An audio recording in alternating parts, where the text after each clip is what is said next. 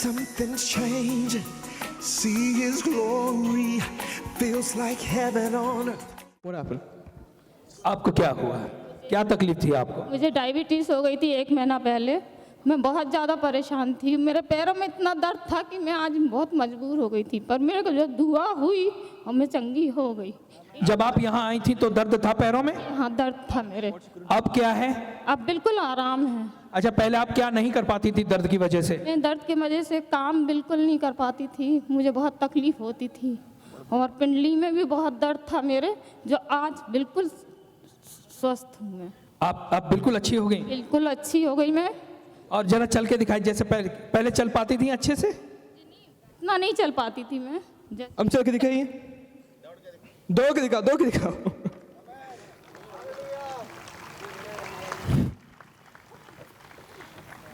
She couldn't run around, she couldn't walk because she had severe pain. और इनके पैरों में दर्द की वजह से ये दौड़ नहीं पाती थी। And she couldn't work in the house. और घर में काम करने में भी इन्हें तकलीफ होती थी। But this evening Jesus touched her. लेकिन आज की शाम प्रभु यीशु मसीह ने इन्हें छुआ है। Jesus made her run around. यीशु मसीह ने ऐसा किया कि ये यहाँ दौड़ सकी। Hallelujah. Hallelujah. Thank you Lord for the miracle. धन्यवाद प्रभु इस चमत्कार के लिए। I give you thanks. हम आपका धन्यवाद देते In हैं Jesus name. यीशु मसीह के नाम में। Amen. आमीन। Listen to this testimony. इस गवाही को जरा सुने। This lady for 6 years she was bent down and walking like this. और ये जो बहन माँ है ये झुक गई थी और झुककर ही चलती थी। 6 years. पिछले 6 सालों She was bending and walking. वो झुककर ही चलती थी। Today the power of God touched her. Her spine straightened up and she's walking straight. और आज परमेश्वर की सामर्थ ने छुआ है और ये सीधी हो गई और सीधे चलती हैं। Ask her how she was walking. आइए माँ जी, आइए। पहले कैसे चलती थी आप दिखाएं जरा। पहले कैसे चलती थी? नहीं पाती और पहले कैसे चलती थी? पहले झुक के कैसे चलते थे आप? इतनी झुकाती। अभी और अब क्या हुआ है? चलिए सीधा चलिए। चलकर दिखाइए सीधा। This mother was bent down. और ये माँ जो थी ये झुककर चलती थी। She couldn't walk straight. सीधे चल नहीं पाती थी। But tonight Jesus touched her. लेकिन आज की रात प्रभु यीशु मसीह ने इन्हें छुआ है। And he straightened up her और spine. अब इनकी रीढ़ की हड्डी सीधी हो गई है। Hallelujah. हालेलुया। आइए माँ जी। Thank you Lord for the miracle you have done for my mother. प्रभु धन्यवाद देते हैं माँ जी के लिए, आपने एक चमत्कार किया है। That this problem never come back again. अब ये समस्या फिर से वापस नहीं आई। Thank you Jesus for the miracle. धन्यवाद प्रभु यीशु मसीह इस चमत्कार के I लिए। bless her in Jesus name. हम इन्हें आशीषित करते हैं यीशु के नाम में। Amen. आमीन। God bless you. Hebrews chapter 12. ಇಬ್ರಿಯರಿಗೆ ಬರೆದ ಪತ್ರಿಕೆ 12ನೇ ಅಧ್ಯಾಯ Verse 15. Hebrews 12:15 NIV. ಇಬ್ರಿಯ 12:15 See to it that no one misses the grace of God, that no bitter root grows up to cause trouble and defile many. ನಿಮ್ಮಲ್ಲಿ ಯಾರಾದರೂ ದೇವರ ಕೃಪೆಗೆ ತಪ್ಪಿ ಹಿಂಜರಿಯದಂತೆ ಯಾವ ವಿಷವುಳ್ಳ ಬೇರು ನಿಮ್ಮಲ್ಲಿ ಚಿಗುರಿ ಅಸಮಾಧಾನವನ್ನು ಹುಟ್ಟಿಸಿ ಸಭೆಯನ್ನು ಕೆಡಿಸದಂತೆ ಮತ್ತೊಂದು ಸಲ ಓದಮ್ಮ. ನಿಮ್ಮಲ್ಲಿ ಯಾವ ವಿಷ ಉಳ್ಳ ಬೇರು ನಿಮ್ಮಲ್ಲಿ ಚಿಗುರಿ ಅಸಮಾಧಾನವನ್ನು ಹುಟ್ಟಿಸಿ ವಿಷವುಳ್ಳ ಬೇರು ನಿಮ್ಮಲ್ಲಿ ಚಿಗುರಿ ಅಸಮಾಧಾನ ಉಂಟು ಮಾಡಿ ಸಭೆಯವರನ್ನು ಕೆಡಿಸದಂತೆ. ಸಭೆಯವರನ್ನು ಕೆಡಿಸುವುದಂತೆ. ವಿಷವುಳ್ಳ ಬೇರಿದ್ದವರು ಸಭೆಯನ್ನು ಕೆಡಿಸ್ತಾರಂತ. Why? Root is more dangerous than fruit. ಆ ಒಂದು ಬೇರು ಫಲಕ್ಕಿಂತ ಬಹಳ ಪ್ರಾಮುಖ್ಯವಾದದ್ದು. If there is a root, there will be a fruit. ಬೇರು ಇದ್ದರೆ ಹಣ್ಣು ಬರ್ತದೆ. If you chop the tree, the root is there, fruit will come back. ಮರವನ್ನು ಕಡಿದು ಹಾಕಿದ್ದರೂ ಬೇರಿದ್ದರೂ ಕೂಡ ಹಣ್ಣು ಮತ್ತೆ The ಬರ್ತದೆ. bitter people will spew venom and slander and spread the bitterness into many other lives. ವಿಷವನ್ನು ಭರಿತವಾದ ಬೇರಿರುವಂತವರು ಅವರು ವಿಷವನ್ನ ಬೇರೆ ಜೀವನದಲ್ಲಿ ಕಾರ್ತಾರೆ. These people, they saw everything is gone. ಎಲ್ಲೂ ಹೊರಟೋಗಿದೆ ಎಂಬುದಾಗಿ They were bitter. ಅವರು ಕಹಿ They ಮನೋಭಾವ spread the bitterness so much.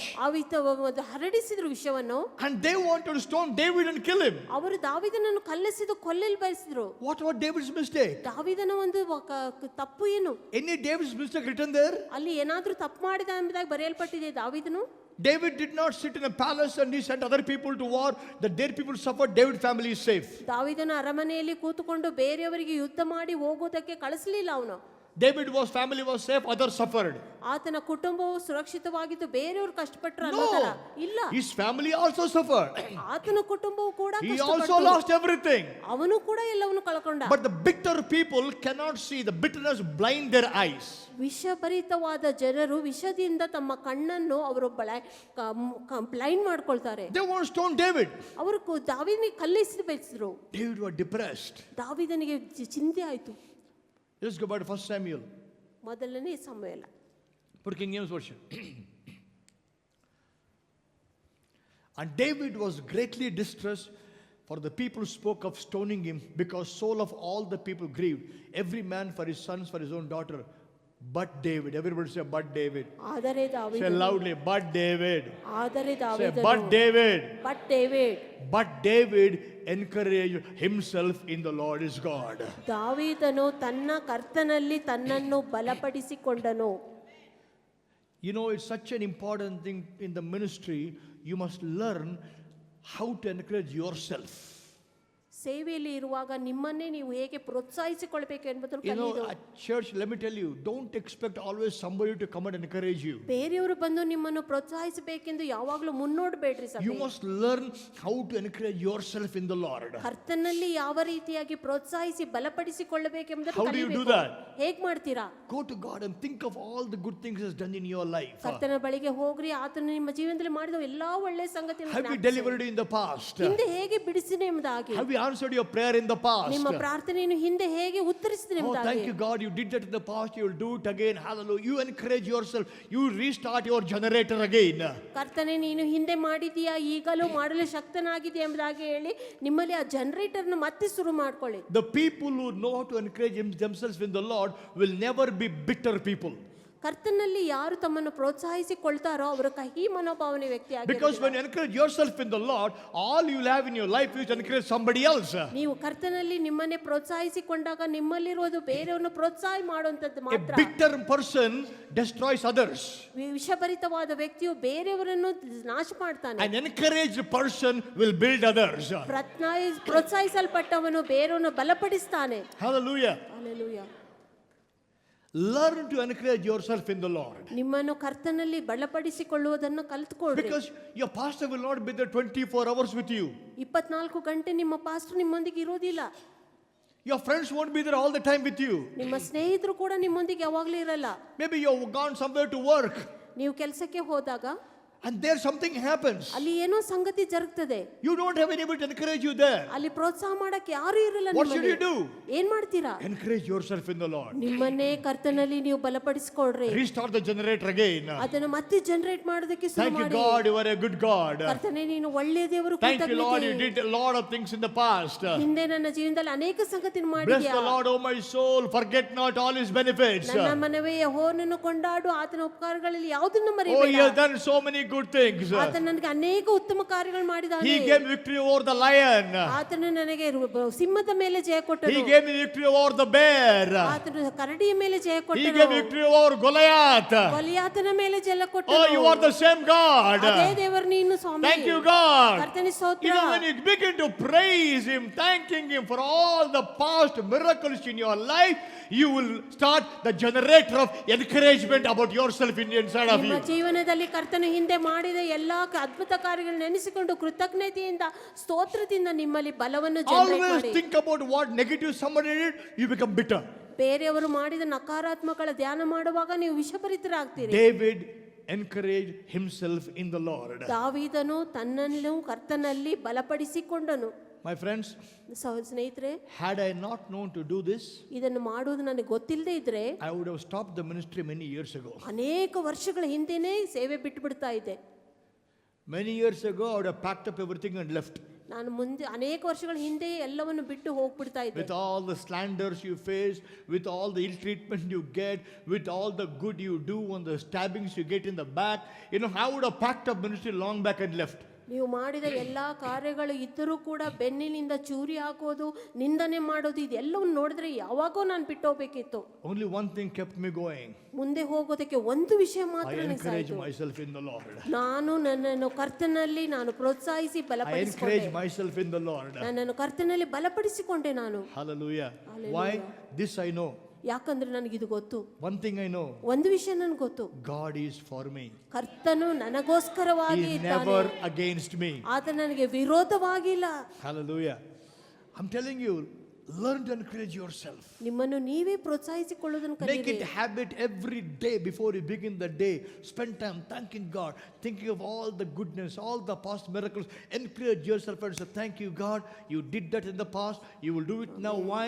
You are the same yesterday, today, and forever. If you did that yesterday, you will do it today again. ಪ್ರತಿದಿನ ಬೆಳಿಗ್ಗೆ ನೀವು ಎದ್ದಾಗ ಕರ್ತನೆ ಹಿಂದಿನ ದಿನಗಳಲ್ಲಿ ನನ್ನ ಜೀವನದಲ್ಲಿ ಇದನ್ನು ಮಾಡಿದಿ, ಹಿಂದೆ ಮಾಡಿದ್ರೆ ಇವಾಗಲೂ ಮಾಡ್ತಿ ಎಂಬುದಾಗಿ ಕೃತಜ್ಞತೆಯ ಮನೋಭಾವನೆ ಅಭ್ಯಾಸ ಮಾಡ್ಕೊಳ್ರಿ. Hallelujah. Hallelujah. Now look at me. ನನ್ನ ನೋಡ್ರಿ, Look at David's situation. ದಾವೀದನ ಪರಿಸ್ಥಿತಿ ನೋಡ್ರಿ. Everything is burnt. ಎಲ್ಲವೂ ಸುಟ್ಟು ಹೋಗಿದೆ, Lost everything. ಎಲ್ಲವನ್ನು ಕಳ್ಕೊಂಡ, Lost property. ಆಸ್ತಿ ಕಳ್ಕೊಂಡ, Lost family. ಕುಟುಂಬ ಕಳ್ಕೊಂಡ, Nothing was left. Everywhere ash, ash, ash. Everything was gone. ಎಲ್ಲೂ ಹೊರಟೋಗಿತ್ತು. In that situation, ಆ ಸಂದರ್ಭದಲ್ಲಿ everywhere ash, ಎಲ್ಲಾ ಕಡೆ ಸುತ್ತಲೂ ಆ ಬೂದಿ, family gone, ಕುಟುಂಬ ಹೋಯ್ತು, don't know where wives are gone, ಹೆಂಡತಿಯರು ಎಲ್ಲಿ ಕರ್ಕೊಂಡು ಹೋದ್ರು don't know ಗೊತ್ತಿಲ್ಲ, whether they're alive or dead, ಅವ್ರು ಸತ್ತಿದಾರೋ ಜೀವಂತಿದಾರೋ don't ಗೊತ್ತಿಲ್ಲ, know children alive or dead, ಮಕ್ಕಳು ಜೀವಂತಿದಾರೋ ಸತ್ತಿದಾರೋ where ಗೊತ್ತಿಲ್ಲ, they've gone. ಎಲ್ಲಿಗೆ ಹೋಗಿದ್ದಾರೆ. In the midst of the people also want to stone me. ಇಂಥ ಸಂದರ್ಭದಲ್ಲಿ ಜನರು ಕೂಡ ನನ್ನ ಮೇಲೆ Instead of encouraging me, they all want to stone me. ನನಗೆ ಪ್ರೋತ್ಸಾಹ ಮಾಡೋದ್ರ ಬದಲಿ ಕಲ್ಲಿಸಿತಾ ಇದ್ದಾರೆ. In the desperate situation, ಇಂತಹ ಒಂದು ದಿಗ್ಭ್ರಾಂತ when he was ಸ್ಥಿತಿಯಲ್ಲಿ lonely, ಅವನು ಒಂಟಿಗನಾಗಿದ್ದಾಗ, he was lonely. ಒಂಟಿಗನಾಗಿದ್ದಾಗ He found one key. ಒಂದು ಕೀ, ಬೀಗದ ಕೈ. He looked around. ಸುತ್ತಲೂ ನೋಡ್ದ, None of this encourages me. ಯಾವುದು ನನ್ನನ್ನು ಪ್ರೋತ್ಸಾಹಿಸೋದಿಲ್ಲ. These people don't encourage ಈ me. ಜನರು ನನ್ನನ್ನು ಪ್ರೋತ್ಸಾಹಿಸಲ್ಲ.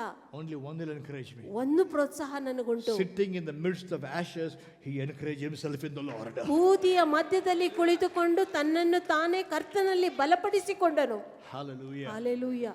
I want you to understand what God wants you to do. ಕರ್ತನು ನಿಮಗೆ ಏನು ಹೇಳಲು ಬಯಸ್ತಾನೆ ಅರ್ಥ ಮಾಡ್ಕೊಳ್ಳಿ. Whatever hopeless situation you're going through, ನಿಮ್ಮ ಜೀವನದಲ್ಲಿ ನಿರೀಕ್ಷೆ ಇಲ್ಲದ ಪರಿಸ್ಥಿತಿ ಯಾವುದೇ ಇದ್ರೂ ಇವತ್ತು don't lose that. ಅಯ್ಯೋ ದೇವಾ ದೇವಾ ನನ್ನ ಯಾಕೆ ಕೈ ಬಿಟ್ಟಿದ್ದಿ, ಅಯ್ಯೋ ಅಯ್ಯೋ. Don't say that. Sit there, encourage yourself in the Lord. ಕೂತ್ಕೊಳ್ರಿ, ನಿಮ್ಮನ್ನು ನೀವೇ ಕರ್ತನಲ್ಲಿ ಬಲಪಡಿಸಿಕೊಳ್ಳ್ರಿ. Easy thing to do is poor me, ಅಯ್ಯೋ pity me, ಅಯ್ಯೋ poor me. Easy to do it. ಅಯ್ಯೋ ಪಾಪ ನಾನು, ನನಗೆ ತೊಂದರೆ ಎಂಬುದಾಗಿ ಹೇಳೋದು ಬಹಳ ಸರಳ. Some people feel they have a right to pity themselves. ಕೆಲವರು ಯೋಚನೆ ಮಾಡ್ತಾರೆ ನನ್ನ ಮೇಲೆ ನಾನೇ ಪಾಪ ಅನಿಸ್ಕೊಳ್ಳೋದು ನನ್ನ ರೈಟ್ ಎಂಬುದಾಗಿ. ಅಧಿಕಾರ ಐತೆ ನನಗೆ, ನನಗೆ ಅಧಿಕಾರ ಇದೆ, ನನ್ನ ಮೇಲೆ ನಾನು ಪಾಪ ಅನ್ಕೋ ಅಧಿಕಾರ ನನಗೈತೆ. ನನ್ನ ಬಗ್ಗೆ ನಾನೇ ನೋಯಿಸ್ಕೊಳ್ಳೋದಕ್ಕೆ ಅಧಿಕಾರ ಇದೆ. Because of what I've gone through, I have every right to pity myself, Aaron. ನಾನು ಹಾದು ಹೋದ ಪರಿಸ್ಥಿತಿಯ ಸಲುವಾಗಿ ನನ್ನ ಬಗ್ಗೆ ನಾನೇ ಅಯ್ಯೋ ಪಾಪ ಅನ್ಕೊಳ್ಳುವ ಹಕ್ಕು ನನಗಿದೆ. You pity yourself, you want others to pity you. ನಿಮ್ಮ ಮೇಲೆ ನೀವೇ ಪಾಪ ಅಂದ್ಕೋತೀರಾ, ಅಯ್ಯೋ ಪಾಪ ಅಂತೀರಾ. Like birthday party, pity party. Birthday party ಇರೋ ತರ ಪಿಟಿ ಪಾರ್ಟಿ ಇರ್ತದೆ. People like it. ಅದ್ರ ಜನರು ಇಷ್ಟಪಡ್ತಾರೆ. You like crying and you like others to, you like it. ನಾನು ಕಷ್ಟಪಟ್ಟಷ್ಟು ಯಾರು ಜೀವಿತದಲ್ಲಿ ಕಷ್ಟಗಳೇ so many trouble and you have some job counsellor sitting around you. ಅಯ್ಯೋ ಖರ್ಚು ತಗೊಂಬ ಒರೆಸ್ಕೊ. ನಿಮಗೆ ಸಲಹೆ ಕೊಡುವಂತಹ ಜೋಕರ್ಸ್ಗಳು ಇರ್ತಾರೆ, ಅವರು ನಿಮಗೆ ಈ ರೀತಿಯಾಗಿ ಮುತ್ಕೊಟ್ಟು ಹೇಳ್ತಾರೆ. That anybody can do. ಅದನ್ನು ಯಾರಾದರೂ ಮಾಡ್ಬೋದು, Anybody can do. ಯಾರಾದರೂ ಮಾಡ್ಬೋದು. But a child of God who knows the Lord, ದೇವರ ಮಗುವನ್ನು ಕರ್ತನನ್ನು ಅರಿತವರು, you will know to encourage yourself in the Lord. ನಿಮ್ಮನ್ನು ನೀವೇ ಕರ್ತನಲ್ಲಿ ಬಲಪಡಿಸಿಕೊಳ್ಳುವುದನ್ನು ತಿಳ್ಕೊಂಡಿದ್ದೀರಿ. Thank you, Jesus. You love me, God. ಕರ್ತನೇ ಸ್ತೋತ್ರ, ನೀನು ನನ್ನನ್ನು ಪ್ರೀತಿಸ್ತಿ. When you did not spare the life of your own son, gave him for me, will you not give me all other things along with him, God? ನಿನ್ನ ಕುಮಾರನನ್ನೇ ನೀನು ಉಳಿಸಿಕೊಳ್ಳದೆ ನನಗಾಗಿ ಕೊಟ್ಟಾಗ ಸಮಸ್ತವನ್ನು ಕೊಡದೇ ಇರ್ತೀಯೋ. Encourage yourself. ನಿಮ್ಮನ್ನು ನೀವೇ ಪ್ರೋತ್ಸಾಹಿಸಿಕೊಳ್ಳ್ರಿ. Can you loud amen? Amen. That's what I learned to do in my life. ಅದನ್ನು ನನ್ನ ಜೀವಿತದಲ್ಲಿ ನಾನು ಮಾಡೋದಕ್ಕೆ ಕಲ್ತ್ಕೊಂಡೆ. I felt lonely so many times in this 34 years. 34 ವರ್ಷಗಳಲ್ಲಿ ನಾನು ಅನೇಕ ಸಾರಿ ಒಂಟಿಗನಾಗಿ ಏಕಾಂಗಿ. Every chance was there for me to cry pity. Ayyo Ram Babu, tu kitna kiya re logon ko, log dekh rahe kaisa kiya. Ayyo, there were so many chances for me to pity myself. ನನ್ನ ಮೇಲೆ ನಾನು ಅನುಕಂಪ ತೋರಿಸಿಕೊಳ್ಳೋದಕ್ಕೆ ಅನೇಕ ಅವಕಾಶಗಳಿದ್ವು. The devil told me, Rambo, you have every right to pity yourself. ನಿನ್ನ ಬಗ್ಗೆ ನೀನೇ ಅನುಕಂಪ ಪಡ್ಕೊಳ್ಳೋದಕ್ಕೆ ಅಧಿಕಾರ ಇದೆ ನಿನಗೆ. Said, no. ಇಲ್ಲ, I have a right to encourage myself. ನನ್ನನ್ನು ನಾನು ಬಲಪಡಿಸಿಕೊಳ್ಳುವ ಅಧಿಕಾರ ನನಗಿದೆ. Hallelujah. Hallelujah. That's the one key that kept me going. ಅದು ನನ್ನನ್ನು ಮುಂದೆ ನಡೆಸಿದ ಒಂದೇ ಒಂದು I ಬೀಗದ know ಕೈ. what it to take the Bible in my hands, lock my room, stay with the word, and the word, read the word, and God encouraging me through his word. ನನ್ನ ಬಾಗಿಲನ್ನು ಮುಚ್ಚಿಕೊಂಡು ವಾಕ್ಯವನ್ನು ನಾನು ತೆರೆದು ಓದುತ್ತಾ ಇರುವಾಗ ಕರ್ತನು ತನ್ನ ವಾಕ್ಯದಿಂದ ನನ್ನ ಬಲಪಡಿಸೋದು ಕಲ್ತಿದ್ದೇನೆ. I preach for hours, I'm tired, I go back to the room, I take the word, sit down, encourage myself in the Lord. ಗಂಟೆಗಟ್ಟಲೆ ಬೋಧನೆ ಮಾಡಿ ದಣಿದಾಗಿದ್ದರೂ ಕೂಡ ನನ್ನ ಕೋಣೆಗೆ ಹೋಗಿ ನಾನು ವಾಕ್ಯವನ್ನು ಹಿಡ್ಕೊಂಡು ಓದಲು If ಪ್ರಾರಂಭಿಸಿದೆ. you understand this secret, I'm telling you, you will never come to church with 6 o'clock face. You will never be grumbling, complaining. He didn't take care of me. He talked about like that. He did to me. He did. Shut up. ಈ ರಹಸ್ಯ ನಿಮಗೆ ಗೊತ್ತಿದ್ದರೆ ನೀವು ಜೋಲು ಮುಖ ಹಾಕೊಂಡು ಅಳುಕೊಂಡು ದೇವರ ಸನ್ನಿಧಾನಕ್ಕೆ ಬರೋದಿಲ್ಲ. Tell somebody, encourage yourself in the Lord. Encourage your self in the lord. Come on, tell somebody, encourage yourself in the Lord. Encourage your self in the lord. Hallelujah. David encouraged himself in the Lord. ದಾವೀದನು ತನ್ನನ್ನು ಕರ್ತನಲ್ಲಿ Put the ಬಲಪಡಿಸಿಕೊಂಡನು. scripture, please. Verse 7. 7ನೇ ವಾಕ್ಯ. And David said to Abiathar, the priest, Ahimelech's son, I pray thee, bring me hither the ephod. And Abiathar brought thither the ephod to David. Ephod was a garment which Aaron would wear, which people, the Ark of the Covenant was not there. They would take the the waist Aaron would wear, and that represented God's presence. They would go and talk to God. ಎಪೋದ್ ಎನ್ನುವುದು ಆರೋನನು ದೇವರ ಸನ್ನಿಧಾನಕ್ಕೆ ಹೋಗುವಾಗ ಧರಿಸುವ ಒಂದು ಉಡುಪಾಗಿತ್ತು. ಅದನ್ನು ತೆಗೆದುಕೊಂಡು ಅವರು ದೇವರ ಪ್ರಸನ್ನತೆಯನ್ನು ಸೂಚಿಸುವ ರೀತಿಯಲ್ಲಿ ಉಪಯೋಗಿಸ್ತಾ ಇದ್ರು. So now David looked around. ದಾವೀದನು ಹೇಳಿದನು, Everything is gone. ಎಲ್ಲೂ ಹೊರಟೋಗಿದೆ, What to do? ಏನ್ ಮಾಡೋಣ, Whom should I meet? ಯಾರನ್ನ ಭೇಟಿ ಆಗ್ಲಿ? He said, only one person I can go to. ನಾನು ಹೋಗಲು ಬಯಸುವ ಒಬ್ಬನೇ ವ್ಯಕ್ತಿ ಇದ್ದಾನೆ, The God who called me from the sheepfold. ಕುರಿ ಕಾಯುವ ಸ್ಥಳದಿಂದ ನನ್ನನ್ನು ಕರೆದಂತಹ ದೇವರು, The God who picked me from sheepfold. ಆ ಒಂದು ಕುರಿ ಕಾಯುವ ಸ್ಥಳದಿಂದ ನನ್ನನ್ನು ಆರಿಸಿಕೊಂಡ He ದೇವರು. said, bring the ephod. ಆ ಎಪೋದನ್ನು ತೆಗೆದುಕೊಂಡು ಬನ್ನಿ, Let me inquire from God. ನಾನು ಕರ್ತನಲ್ಲಿ ವಿಚಾರಿಸಿಕೊಳ್ತೇನೆ. And then he asked a question. Put the scripture, please. And David inquired of the Lord, saying, shall I pursue after this troop? Shall I overtake them? ದಾವೀದನು ಯೆಹೋವನನ್ನು, ನಾನು ಆ ಗುಂಪನ್ನು ಹಿಂದಟ್ಟಿ ಹೋಗಬಹುದೋ, ಅದು ನನಗೆ ಸಿಕ್ಕುವುದೋ ಎಂದು ಕೇಳಿದನು. David asked God, ದೇವರಿಗೆ ಕೇಳ್ತಾನೆ, God, ದೇವರೇ, ಎಲ್ಲ ಹೋಯಿತು, ಕಣ್ಣೀರೇ ಉಳಿಯಿತು, ಬೂದಿ ಮಾತ್ರ ನನಗೆ ಆಹಾರವಾಯಿತು. He did not say that. ಅವನು ಆ ಥರ ಹೇಳಲಿಲ್ಲ. He went to God and said, God, everything is gone. ದೇವರೇ, ಎಲ್ಲೂ ಹೊರಟೋಗಿದೆ, But I want to ask you ನಾನು ನಿನ್ನಲ್ಲಿ ವಿಚಾರಿಸಲು ಬಯಸ್ತೇನೆ. one question. ಒಂದು ಪ್ರಶ್ನೆ, I lost everything. ಎಲ್ಲವನ್ನು ಕಳ್ಕೊಂಡಿದ್ದೇನೆ, Shall I go after what I lost? ನಾನು ಕಳೆದುಕೊಂಡದ್ದರ ಬೆನ್ನಟ್ಟಿಕೊಂಡು ಹೋಗಲೋ? Shall I go after what I lost? ನಾನು ಕಳೆದುಕೊಂಡದ್ದನ್ನು ಬೆನ್ನಟ್ಟಿಕೊಂಡು ಹೋಗಲೋ? God, ಕರ್ತನೆ, do you want me to give up? ನಾನು ಬಿಟ್ಟು ಕೊಡ್ಬಿಡ್ಲಾ? Do you want me to give up? ನಾನು ಬಿಟ್ಟು ಕೊಡೋದು ನಿನಗೆ ಇಷ್ಟನಾ? All is over. ಎಲ್ಲೋ ಹೊರಟೋಯ್ತು, Don't know where the wives are gone, don't know where children are gone, everything is burned, don't know who was taken, whether they're alive or are dead, I don't know anything. ಹೆಂಡತಿ ಮಕ್ಕಳು ಎಲ್ಲರೂ ಹೋಗಿದ್ದಾರೆ, ಎಲ್ಲವೂ ಸುಟ್ಟು ಹೋಯ್ತು, ಅವರು ಇದ್ದಾರೋ ಸತ್ತಿದ್ದಾರೋ ನನ್ಗೆ ಗೊತ್ತಿಲ್ಲ. Shall I give up? ನಾನು ಬಿಟ್ಟು ಕೊಡ್ಲಾ ಎಲ್ಲ? God, ದೇವರೇ, shall I go after them? ನಾನು ಅದರ ಹಿಂದುಗಟ್ಟುಕೊಂಡು ಹೋಗ್ಲಾ? Shall I go after what belongs to me? ನನಗೆ ಬರಬೇಕಾದದನ್ನು ಹಿಂದೆ ಪಡೆಯಲು ಬೆನ್ನಟ್ಟಿಕೊಂಡು Shall I ಹೋಗಲಾ? go after what belongs to me? ನನಗೆ ಸೇರಿದ್ದನ್ನು ಪಡೆಯುವುದಕ್ಕೆ ನಾನು ಬೆನ್ನಟ್ಟಿಕೊಂಡು Shall ಹೋಗಲಾ? I go after what belongs to me? ನನಗೆ ಬರಬೇಕಾದದನ್ನು ಬೆನ್ನಟ್ಟಿಕೊಂಡು ನಾನು ಹೋಗಲಾ? My health is taken. ನನ್ನ ಆರೋಗ್ಯವನ್ನು ತೆಗೆಯಲ್ಪಟ್ಟಿದೆ, My health is taken. ನನ್ನ ಆರೋಗ್ಯ My ತೆಗೆದುಕೊಳ್ಳಲ್ಪಟ್ಟಿದೆ, business is taken. ನನ್ನ ವ್ಯಾಪಾರ ತೆಗೆದುಕೊಳ್ಳಲ್ಪಟ್ಟಿದೆ, ತೆಗೆಯಲ್ಪಟ್ಟಿದೆ. family happiness is taken. ನನ್ನ ಕುಟುಂಬದ ಸಂತೋಷವು ತೆಗೆಯಲ್ಪಟ್ಟಿದೆ. God, things are taken away from me. ದೇವರೇ ಸಂಗತಿಗಳು ನನ್ನಿಂದ I ತೆಗೆಯಲ್ಪಟ್ಟಿವೆ. don't even know where they are. ಅವರು ಎಲ್ಲಿದ್ದಾರೋ ಅನ್ನೋದು ಕೂಡ ನನಗೆ ಊಹೆ But ಇಲ್ಲ. God, I'm asking you, ದೇವರೇ ನಾನು ನಿನಗೆ ಕೇಳ್ತಾ ಇದ್ದೇನೆ, shall I go after my health again? ನನ್ನ ಒಂದು ಆರೋಗ್ಯದ ಹಿಂದೆ ಬೆನ್ನಟ್ಟಿಕೊಂಡು ಹೋಗ್ಲಾ? Shall I go after my strength again? ನನ್ನ ಬಲಕ್ಕಾಗಿ ನಾನು ಹಿಂದೆಟ್ಟಿಕೊಂಡು ಹೋಗ್ಲಾ? Shall I go after the energy I had once upon a time again? ಒಂದು ಸಮಯದಲ್ಲಿ ಇದ್ದಂತಹ ನನ್ನ ಶಕ್ತಿಗೆ ಹಿಂದ್ಗಡೆ ನಾನು ಹೋಗಲಾ? Shall I go after the freshness I had once upon a time? ನನ್ನ ಜೀವನದಲ್ಲಿ ಇರುವಂತಹ ಒಂದು ತಾಜಾತನದ ಹಿಂದ್ಗಡೆ ಹೋಗಲಾ? Lord, you want me to give up? ನಾನು ಬಿಟ್ಕೊಳ್ಳಾ ದೇವರೇ? Or shall I go after what I lost? ಅಥವಾ ನಾನು ಹಿಂದೆ ಪಡೆಯುವುದಕ್ಕೆ ಹೋಗಲಾ ಅದನ್ನು? David said, ದಾವೀದನು ಹೇಳಿದನು, Lord, shall I go after them? ದೇವರೇ ನಾನು ಅವ್ರ ಹಿಂದೆ Put the ಕಟ್ಟಿಕೊಂಡು ಹೋಗಲಾ? scripture. Shall I go after them?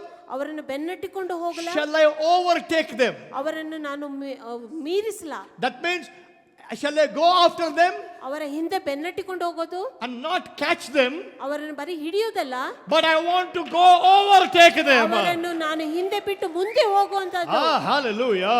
Hallelujah. Hallelujah. Hallelujah. You are in a season of going after what you lost and to overtake everything in the name of Jesus. ನೀವು ಇರುವಂತಹ ಸಮಯದಲ್ಲಿ ನೀವು Somebody say an amen. Amen. Somebody shout an amen. Amen. This is your season of going after what you lost. Not only go what you lost, you will overtake it. ನೀವು ಕಳೆದುಕೊಂಡದ್ದನ್ನು ಹಿಂದೆ ಪಡೆದುಕೊಳ್ಳುವ ಸಮಯ ಅಷ್ಟೇ ಅಲ್ಲ, ನೀವು ಅದನ್ನು ಮುಂದೂಡಿ ಅದರ ಮುಂದೆ ಹೋಗುವಂತ ಸಮಯ. Somebody say aloud amen. Amen. I prophesy what I heard from God, that this is the season of not giving up. This is the season of going after your health, going after your strength, going after your job, going after your business, going after your finance, going after your family unity, going after your husband that's not saved, going after a wife that's not saved, going after children that went away. You whatever, whoever is gone, it's time, season to go after that. ನೀವು ಕಳೆದುಕೊಂಡ ಎಲ್ಲಾ ಸಂಗತಿಗಳನ್ನು ಹಿಂದೆ ಪಡೆಯುವುದಕ್ಕೆ ಹೋಗುವ ಇದೊಂದು ಸುಗ್ಗಿಯ ಸಮಯ ಆಗಿದೆ. Hallelujah. Come on, somebody say louder amen. Come on, louder amen. I'm telling you what I heard from God. ನಾನು ಕರ್ತನಿಂದ ಇದನ್ನು ಕೇಳಿದ್ದೇನೆ ಎಂಬುದಾಗಿ Go ಹೇಳಲು after your health. ದೇವರು ಆರೋಗ್ಯ ಎಂಬುದಾಗಿ ಹೇಳಿದನು. Your health is your health. ನಿನ್ನ ಒಂದು ಆರೋಗ್ಯ ಹಿಂದೆ ಬರ್ತಾ ಇದೆ. ನಿಮ್ಮಪ್ಪನ ಗಂಟದು. Your father's property is your healing. Amen. Jesus said healing is children's bread. ಯೇಸು ಹೇಳಿದನು ಸ್ವಸ್ಥತೆ ಎನ್ನುವುದು ಮಕ್ಕಳ ಆಹಾರ ಎಂಬುದಾಗಿ. No devil can steal your healing. ಯಾವ ದೆವ್ವವು ಕೂಡ ಅದನ್ನು ಕದಿಯಲು ಸಾಧ್ಯವಿಲ್ಲ. Enough you put up with sickness, now go for your healing. ನೀವು ಇಷ್ಟು ದಿನ ರೋಗದಲ್ಲಿರುವುದು ಸಾಕು, ಇವತ್ತು ಆರೋಗ್ಯದ ಕಡೆಗೆ Go ಹೋಗಿ. for your health. ನಿನ್ನ ಆರೋಗ್ಯದ ಕಡೆಗೆ ತಡೀರಿ. Get out of the diabetes. ಡಯಾಬಿಟಿಕ್ನ ಹೊರಗಡೆ ಬನ್ನಿ. Get out of the hypertension. Hypertension ಇಂದ ಆಚೆ ಬನ್ನಿ. Get out of the cancer. Cancer ನಿಂದ ಆಚೆ ಬನ್ನಿ. Get out of the arthritis. ಆ ಒಂದು Get out of all the hormonal imbalances. ಎಲ್ಲ ಹಾರ್ಮೋನಲ್ ಇಂಬ್ಯಾಲೆನ್ಸ್ ಇಂದ ಆಚೆ ಬನ್ನಿ. Time to go for your health. ನಿನ್ನ ಹೆಲ್ತ್ಗಾಗಿ ನೀನು ಹೋಗೋ ಸಮಯ. Whatever God wants will happen. ದೇವರಿಗೆ ಏನ್ ಮಾಡ್ಬೇಕೋ ಅದು No. ಇಲ್ಲ. Whatever God wants won't happen. ದೇವರು ಮಾಡ್ಬೇಕಂತದ್ದು God ಆಗ್ತದೆ. is waiting to see what you want it to happen. ನೀನು ಏನು ಅಪೇಕ್ಷಿಸಿ ಅದನ್ನು ಮಾಡಲು ದೇವರು ಬಯಸ್ತಾನೆ. God did not tell David to go after them. ದೇವರು ದಾವೀದನಿಗೆ ಅವರ ಹಿಂದೆ ಹೋಗು ಎಂಬುದಾಗಿ ಹೇಳಿಲ್ಲ. David asked. ದಾವೀದನು ವಿಚಾರಿಸಿದ. David volunteered. ದಾವೀದನು ಸ್ವಯಂ ವಿಚಾರಣೆ God, ಮಾಡಿದ. shall I go after it? ದೇವರೇ ನಾನು ಅದು ಹಿಂದೆ ಕೊಟ್ಟುಕೊಂಡು ಹೋಗ್ಲಾ? Shall I overtake them? ನಾನು ಅವರನ್ನು ಬೆನ್ನಟ್ಟಿಕೊಂಡು You ಹೋಗ್ಲಾ? must start. Lord, I am going to go after my health. I am going to go after my prosperity. I am going to go after my energy. I am going to go after my job. I am going to go. You must choose to go after it. ನನ್ನ ಆರೋಗ್ಯ, ನನ್ನ ಸಮೃದ್ಧಿ, ನನ್ನ ಕೆಲಸ ಮತ್ತು ನನ್ನ ಕುಟುಂಬ ಇವುಗಳ ಹಿಂದ್ಗಡೆ ನಾನು ಹೋಗುತ್ತೇನೆ ಎಂಬುದಾಗಿ. Hallelujah.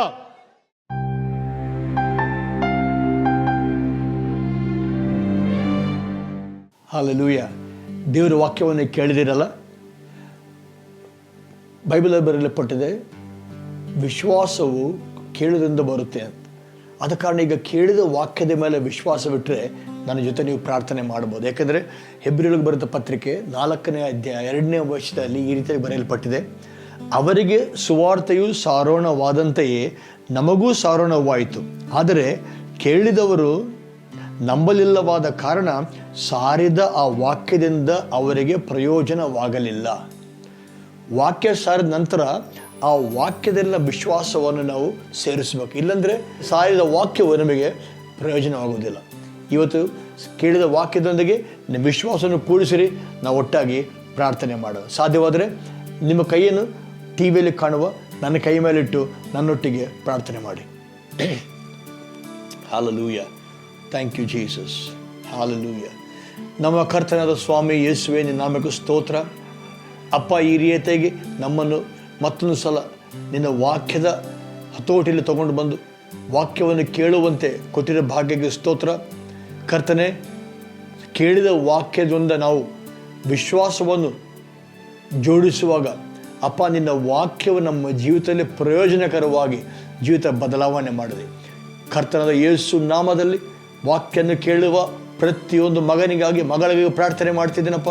ನಿನ್ನ ಕೈಯನ್ನೇ ಚಾಚಿ ಅವರನ್ನು ಆಶೀರ್ವಾದ ಮಾಡಿ ಅವರ ಮನೆಯಲ್ಲಿರುವ ಶರೀರದಲ್ಲಿರುವ ಎಲ್ಲ ಸಮಸ್ಯೆಗಳನ್ನು ಪರಿಹರಿಸಿ ಅಪ್ಪ, ನಿನ್ನ ಸಮಾಧಾನ ಶಾಂತಿಯನ್ನು ಅವರ ಕುಟುಂಬದಲ್ಲಿ ಜೀವಿತದಲ್ಲಿ ಉಂಟು ಮಾಡಬೇಕಾದ್ರೆ ಪ್ರಾರ್ಥನೆ ಮಾಡ್ತಿದ್ದೇನೆ.